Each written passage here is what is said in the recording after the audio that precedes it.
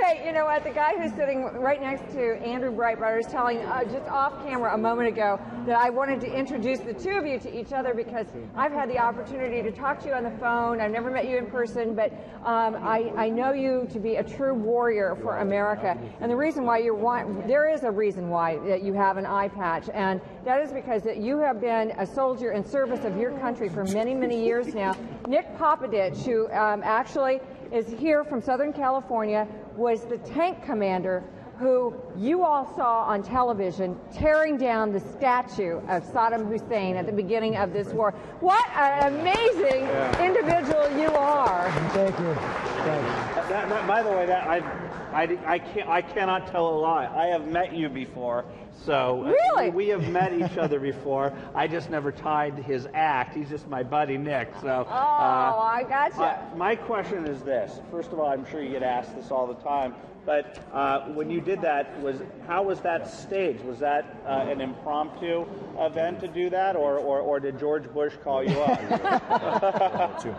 No, it was absolutely, it was impromptu. It was us and the Iraqi civilians, and we got together, and they'd always had to fear this image of Saddam Hussein. They'd lived under a dictator. They'd never known a day's freedom, many of these people. And we got in downtown Baghdad. There was this huge image of Saddam that they'd always had to fear, because he always put those images everywhere, telling the people, you don't stand up. You know, you're under a dictator. You stay down. And then they saw it surrounded by American tanks, and the Iraqi civilians saw this, and it emboldened them. And it started with one man. One man came out to our perimeter, and he was met with a handshake, not a rifle butt, not a rifle barrel. And the others saw that, and more came out. And before long, we had an Iraqi block party going on there. And it was very exciting. And then they turned their attention to this statue of Saddam. And a kid came up to one of our vehicles and said, Mister, can you help us tear down the statue? Oh. And seemed like a good thing to do, so we pulled the statue down. I got to tell you, what I saw there in that square, in Fertile Square that day, was freedom. These people had never known a day's freedom in their lives, and they were tasting it for the first time. But we hear this all the time, Nick, that the Iraqi people aren't grateful for our sacrifice. They want everything over there we want here. They want a safe street to raise their family. They want a job. They want all the things that we have here in America.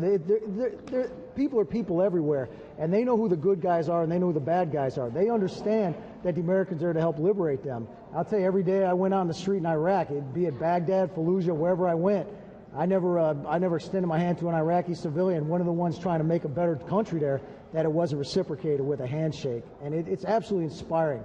You see them standing up. They go to these police stations. They go to these new Iraqi Civil Defense Corps recruiting stations and get blown up. But then they're right back out there the next day. They risk their lives. And I tell you, the enemy fights dirty over there. They'll come after their families when they stand up in this new army. So I was absolutely inspired. I was honored to fight alongside of them, and I was proud of my nation, that the sort of nation that would stand beside them. That was at the beginning when you guys entered Iraq. Things went south. What I find incredible about the surge is the degree to which what you guys did at the reconnaissance level, at the intelligence level, to define what the mission was that became the surge. You guys figured out, this is how we're going to be able to take Iraq. This is how we're going to win the hearts and the minds of the American people. When you were there, what were you discovering about the Iraqi people and how you could win them over from the insurgents and the Islamists? The Iraqi people are strong people, and they absolutely love freedom. I tell you, I've heard that it's not an Arab thing. You find me the human being that'd rather be a slave than free. I want to meet them. It's absolutely, they get it over there, but on the street they have to live there. So when you're there, if you're the strongest force in town, then they understand, okay, this is who we can get behind. And I tell you, there's a lot of satellite dishes over there. They're not watching Al Jazeera. They're watching our news here. CNN, Fox News. They're watching all of our same news information sources. Absolutely. You know. And when you have leadership over here saying wrong war, wrong time, wrong place, or saying the war is lost, and then you wonder why they're not standing up alongside of us, we'll stop sending a mixed message. Yeah. It's very important. These leaders need to know that their words have a very direct impact on the enemy over there. We're out of time. We got to go to a Skype interview with Frank Gaffney, who's a political expert and a good friend of ours. But I just have to make one observation. I have heard this story told about you, Nick. And by the way, folks, I'm talking with Nick Popaditch, who is the tank commander who tore down the statue of Saddam Hussein at the beginning of the war.